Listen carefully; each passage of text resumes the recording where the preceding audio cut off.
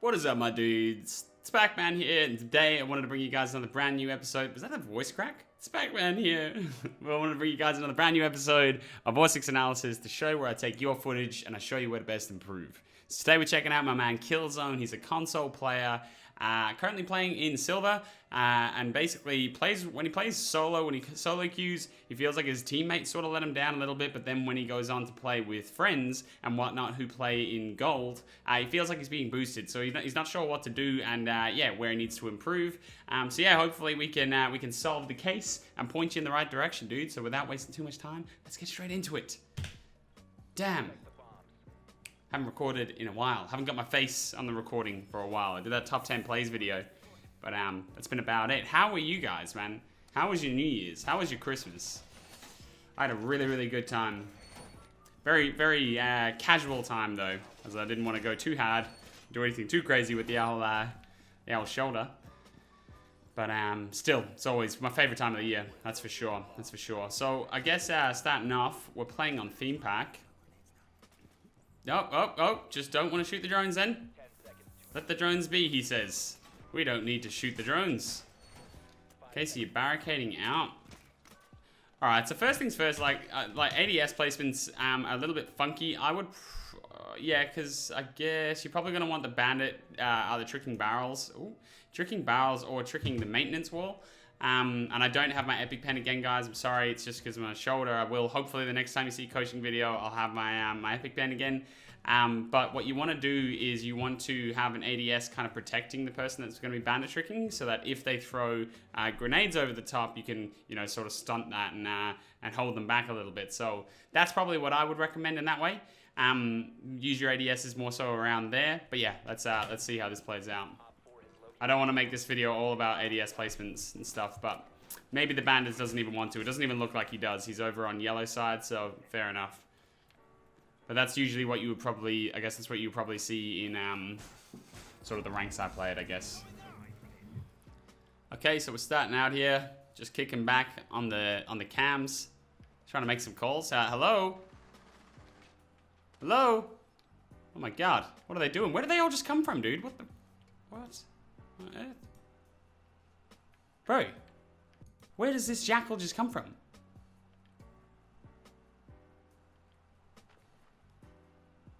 Did he just put a breach charge down on site? Oh my god. Oh my god, what is happening here? This is madness. This is absolute madness. I think that's probably you making calls. I don't know if you're not making calls or what's the go. It's definitely breach. Oh Christ. This is mayhem. The vigil goes down. Sorry, this isn't much coaching right now. So you don't want to be just... Let's bring it back to actually doing a bit of coaching here. Look, you don't want to be... sorry. This is so dodgy with one hand.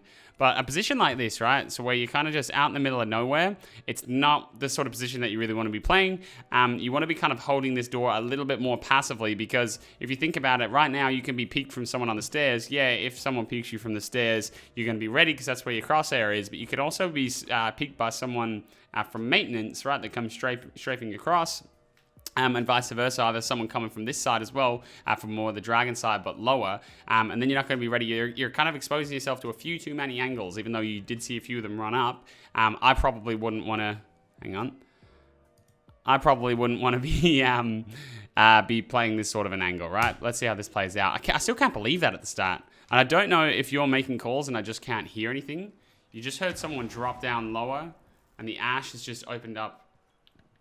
Oh my god. She's hit sight. She's hit sight. This is a mess. Ted, 1, 2, 3. Well played, sir. So again, I don't know if you're making these calls, but they're like, oh jeez. Oh my god. This is absolute mayhem. Let's go, bandit. Oh, he went down. Oh Christ. Oh, she's going for the res. This is mayhem. I don't even know what to say. I feel like I can't coach. This is just absolute mayhem. Absolute mayhem, I tell you. So I guess the one thing that I would say there is just to be cautious. Don't have too many eyes on the one door at any given time. Be sure to spread it out so that that Ash, I believe she took out the Aruni cage and then just sprinted straight in on site. You guys just kind of got all squished on site. But again, on Theme Pack, on this Throne Armory site, you don't even really need to roam too much, especially at a lower level. Maybe at the higher levels, you will need to have presence to slow them down, but at the lower level, you can kind of turtle, but it does include you do need to keep your eyes on the prize and keep your eyes on them entry points, and it doesn't seem like you guys got that done there. That was mayhem. I don't really know what to say about that. Okay, round 2. We've decided to change up the site. Not a bad move as well. So just all joking aside, like if you do get absolutely if you get slammed on a site, you know, there's no hard feelings in moving off site. Like if there's something that you did wrong and you're like, no, we can fix that, then that's fine by all means. And most of the time you should really know where it went wrong regardless, but don't be afraid to just get off and move site straight away. Because you're giving the enemy a fresh objective to look at and something new to think about, right? So one thing I would say there, I don't want to slow the video down too much, I guess, but there's them 2 walls that are facing cache. Let me just point them out just so that everyone's on the same page. Okay, you guys have 2 picks now. Did I miss a pick there at the beginning? I must have. It looks like the mute is going off on a little rampage. But these walls right here in front of you, you definitely want them reinforced when you're defending this site, because they could basically, from that balcony, if you don't have these reinforced, they can just lob, you know, they can either just spray it down and open up little holes. You can use like a Zofia pellet to just blow open the wall. Anything along those lines, you can just rip it open, and then they basically cut off the rotate between sites for your team. So you definitely want to have them reinforced and sometimes even band a battery. Or if mirror isn't played, you can play a mirror there as well, but I wouldn't be leaving them soft by any means. Definitely not. Okay, so the mute goes down. Not a lot of communication going on here.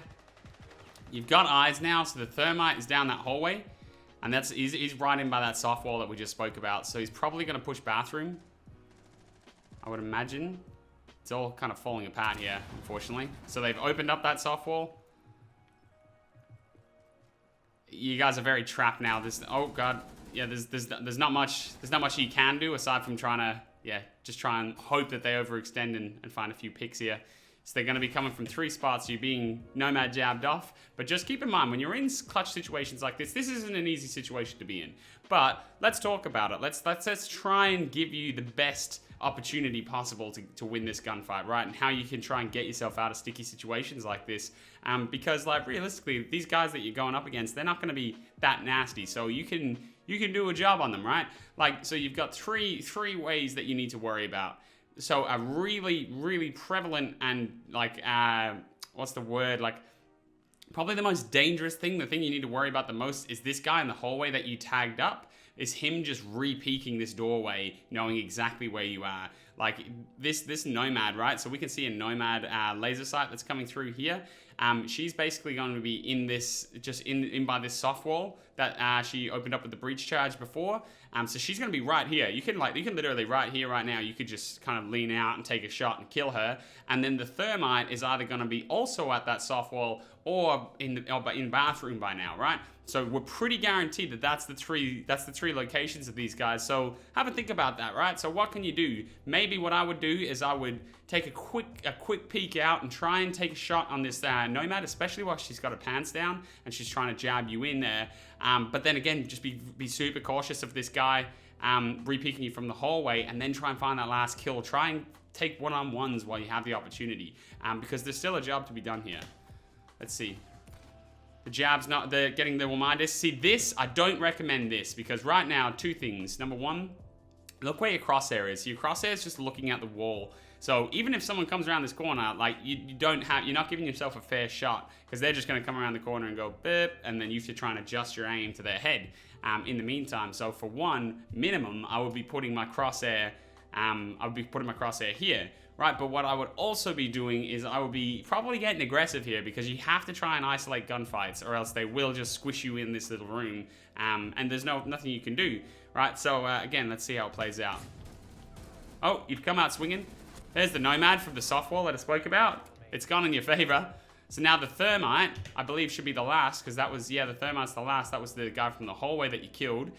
He should be in and around this soft wall as well, and he could already be in this room now.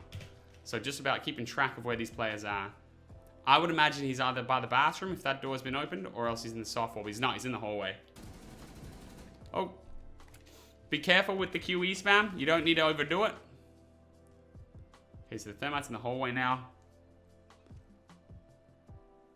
Let's see how this one plays. Oh god, you can shoot that.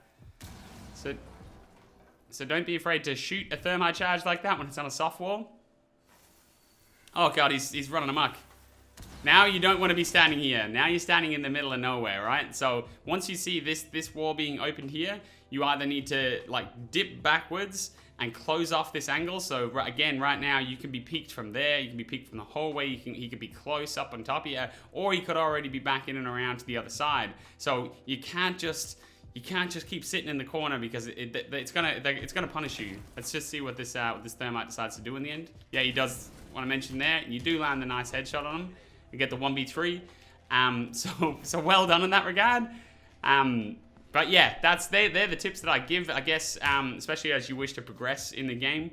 They're the tips that I would give you in order to probably get a little bit more consistency in them gunfights. And just be cautious with that QE spamming. You don't always have to be flicking left and right because it's throwing your aim off. You kind of on the shot and then you go, huh, and you flick way off to the side. So just be aware of that. You don't need to overdo it. Okay, round 3. You're on the Legion this time. You're changing up the operator a lot, which is cool. Nothing wrong with it, I guess. But we are now defending Bunk. You're gonna try and play a little rat spot in Cafe. Interesting. So I'm not a big fan of this sort of play. I won't lie to you, because all it takes is one cheeky drone to come through. Especially what I wouldn't be doing is I definitely wouldn't be on cams when you're playing this exposed and overextended. Wouldn't be on cams. I'd be letting your other teammates do that. But I'm not a big fan of these spots anyway, because it just takes a little bit of keen droning by the enemy team, and then yeah, you can no longer play there, and you probably lose your life because they'll trap you in there. Yeah. So those frost mats aren't great either from your teammate. You want to rotate. Oh, the Mozzie's just the bandit's jumped out, got the double. That's it. Round over. Look, I'll give you whatever tip I can. So just back here in this little room, you want to rotate just in here. So you just want to rotate in this corner. The reason you do it on this side and not on this side is because you can't be shot through the window. They can't hold you through the window, so you can kind of rotate like that. You can play this position a little bit easier without being able to be held as keenly. That's why I put it there anyway. But yeah, so the bandit's got aggressive. He's gone out and got the double. Well played, bandit. The Mozzie was able to pick up a pick as that happened. Pick up a pick. And Nade just comes in from the hallway. I think that's probably from office. So I think that sledge is probably close, yeah. He finds a pick. So you gotta... The biggest thing that you need to remember, right, is when you don't know... You don't know where this player is going to be. And this is for everybody. And it's quite a basic thing. But it is also, like, I guess it's basic if you are a relatively advanced player. But without being a relatively advanced player... you just probably wouldn't think to do it, and it looks like you're kind of doing it right now, right? So that sound, sorry to keep interrupting, but this sound right here, what's this sound?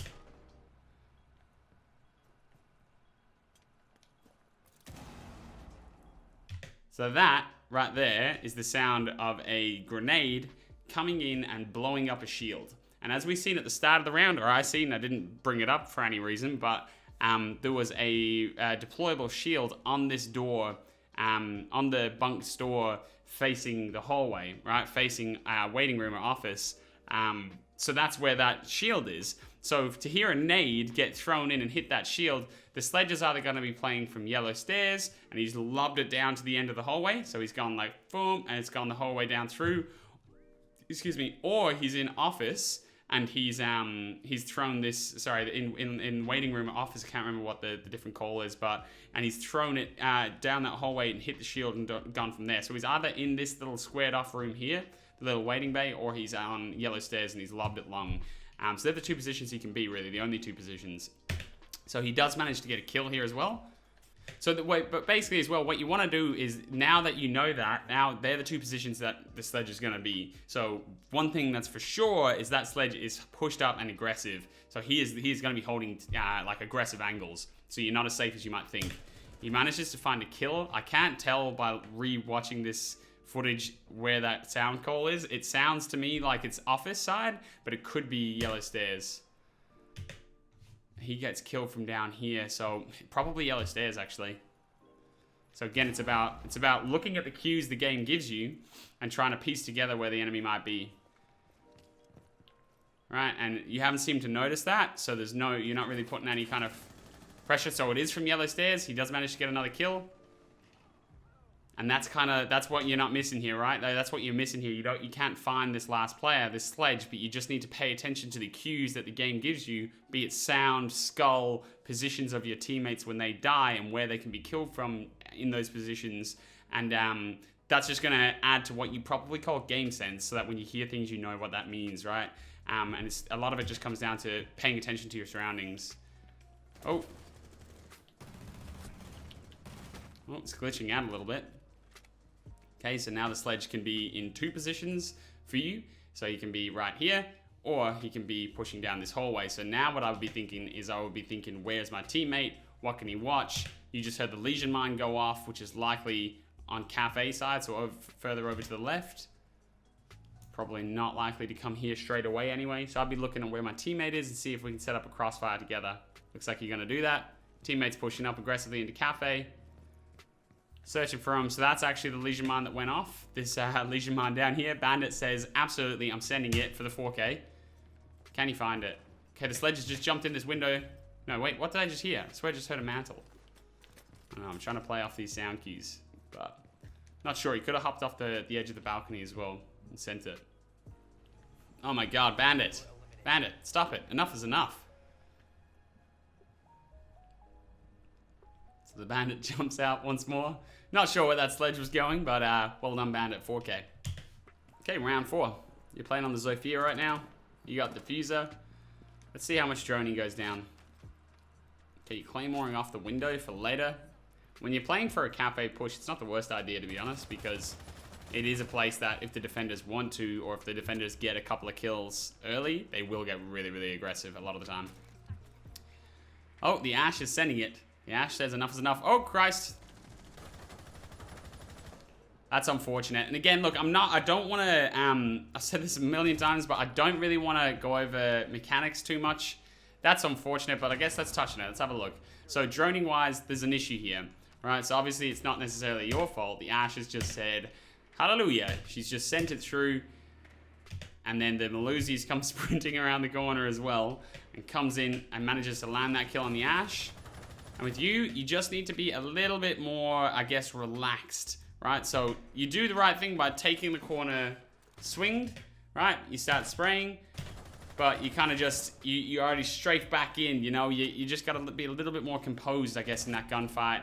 And there, it doesn't hurt to just re-drone or just hold an angle so that she can walk in front of you.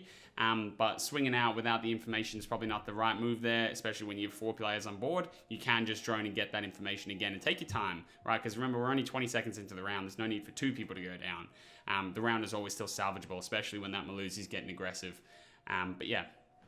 Okay, round 5. Looks like we're running it back, boys. We're running it back. We got the Claymore again. Let's see if it pays off this time. You're on the IQ this time, though. So right now, you want to just be droning, right? Yeah, okay, your scanner out, but I would just be lobbing in drones. Because it's, this sort of thing is what wastes, this is how you burn down seconds on the clock. And that's why then you'll find yourself in situations where it's the end of the round, and you guys are nowhere near sight, and you need to start just flooding through 1 or 2 doors, and the defenders just rip you apart, right? It's because you're burning down time. It's 40 seconds in, and not a single drone has been thrown. There's 3 people standing on this balcony, and you're all just face checking things, right? So a lot of it just comes down to actually getting that drone out, getting the information that you need, and then letting your fraggers, aka potentially you, your IQ, right? So you and maybe the Zero to go in there, push forward, and take that map control. Yeah, so that's what you want to be doing for sure. There it is. It's just a little bit late, a little bit delayed. The time's already been wasted. And necessarily, it shouldn't even necessarily be you that's doing it, but don't be afraid to if no one else is. Especially when you're solo queue, you really want to just be self-droning, like droning yourself in all the time. Okay, so that's a sound of a shield. It sounds like that smoke is going to be playing pretty hard on, he's going to be playing pretty hard on the top of, yeah, pretty hard on the top of arcade stairs. You need to send it and trade there. So in that situation, oh, Nice shot. In that situation, I would definitely just pull us back here. So once the Dekebi sends it right, 5v3. In this point, the Matry guy is popping off. He's getting it done for you boys. But I'd be just jumping in there and helping him trade. Once he jumps in, I'd be just jumping in there with the Maverick as well. Just get in there and try and find that trade.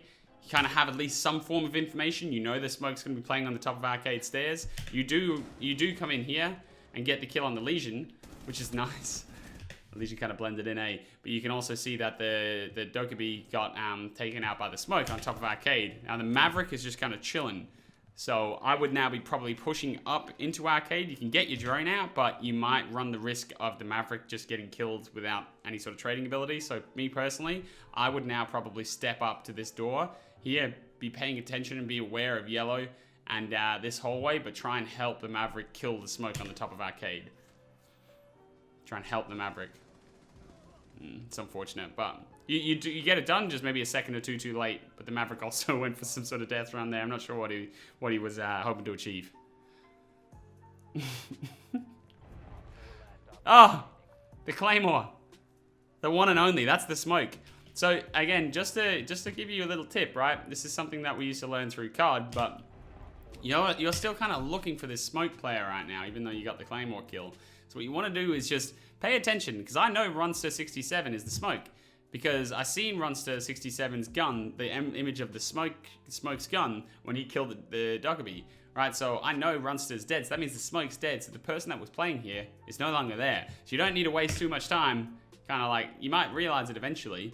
But you don't kind of want to waste too much time here. I'd be going forward and helping your teammates trade now. Don't be afraid to drone to close off a round like this. So, and again, just you gotta be paying attention to your surroundings. I'm not sure if you play with a headset, but the sound of that, and even look at the bullet traces, it's coming from initiation, right? So you come in here, you look the wrong way. So the Matty guy manages to spot him out, but this Valkyrie is playing an initiation. He pushes the whole way, gets you. Again, there's a bit of a lack of information coming from you. This Matry guy looks like he knows what he's doing. Ooh, that was a bit dodgy. Matry's actually using the breach charges, so I might take that back.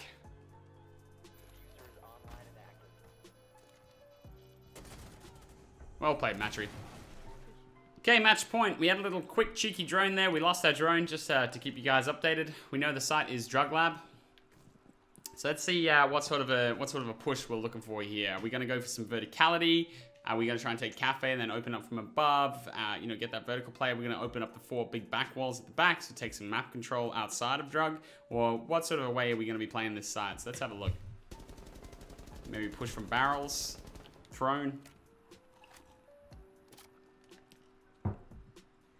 See, I don't love this, my dude. Like playing like this is a little bit. It doesn't really teach you anything. Like you're just kind of holding angles, and you know the further and further you get into I think this knock is sending it just as I'm trying to coach a lesson, but the further and further you get into Siege and the higher ranks you play in, the less and less you're going to be rewarded for doing things like this. It'll just be a waste of time for you, unfortunately. But on a different note, I think this knock is sending it. I think all the boys are sending it. There you go, Dokkaebi. It's a 5v3. At this point, I'd be pushing up on that window, trying to get a little bit aggressive. Okay. Now you guys have 2 players that have gone down. It's a 3v3. At this point, I wouldn't actually get aggressive. Now I'll probably just try and regroup, get back together with the boys, the Ace and the Nomad, and see if you can just kind of pinch them in. Because now if you go down, it goes from a 5v3 right down to like, you know, potentially a 2v3 the other way. So you don't want to give up too many lives, even though you guys have or had the advantage. Dokkaebi gets picked up. The Ace finds a pick. You've got a drone here as well. You can just lob that drone in and just relay the information to the team. You decide to jump in. Maestro doesn't know where he's looking, and then the Matry gets another pick. That ace went big, man. Ace went big. Look, I won't lie to you, dude. The biggest piece of advice that I reckon I could give you is just time. Just put more time into the game. I'm not sure how long you said that you actually have been playing the game, but it's one of those things that like it's hard to kind of coach it all. Like I can give you like basic tips. It looks to me like your mechanics are going to start to hold you back soon. I don't think you're going to be able to play in too much higher of a rank. I feel, even though again I don't like to speak about mechanics on console, I do feel like your mechanics will probably start to hold you back, and that's maybe why you struggle a little bit in gold and so on, right? But I would also, especially on your offensive rounds, I would work to try and go for pushes. So when you're playing with your team, don't just when you're playing with your friends, don't just sit with don't kind of play like that, just sitting outside watching windows. Play for a specific attack, right? And yeah, try and play for an objective. Try and take map control, and then open up sites, and really use your time effectively rather than just kind of like holding random angles and stuff like that. The next thing then, like I spoke about game sense quite a lot during that game, and that's just like paying attention to the sounds that you're hearing and the cues the map has given you, and the little environmental cues, I'd call them, and that's a huge part of game sense. And the other side of it, just your instinct and just understanding of where the enemy team is going to be coming from and whatnot, and how to play situations. That's going to come with time. So I would really just, sink another 400 or 500 hours into the game, and really keep grinding. That's the biggest thing. Not all kind of improvement happens overnight. We do have to make lay our foundations at some point, and it feels to me like you're laying your foundations now, and it's just a process, and it's a period of time that you got to go through. So don't be too hard on yourself. If you want to work on them mechanics, put more time into T-Hunt, add some more T-Hunt into your game, and it'll improve your mechanics and your consistency in shooting no end. So just grind out them T-Hunts, focus on the objective, and then listen out for the environmental clues that the map is going to provide you, and come back to me in 500 hours. But without wasting too much of your time, guys, I really hope you enjoyed the video, and thank you very much for sending in the footage kill zone. I wish you all the best, and keep me updated on the journey. And my dudes, as always, if you enjoyed the video, please be sure to like the video, comment down below, and subscribe for the YouTube algorithm. It makes so much of a difference. You'd be incredibly surprised. But again, I really hope you guys had a really good new year. And I wish you all the best for 2021. It's going to be a fun one. A ton of big exciting things coming, and one starts this week. So let's get it. But without wasting too much of your time, dudes, and rambling on, I'll see you in the next one. Peace.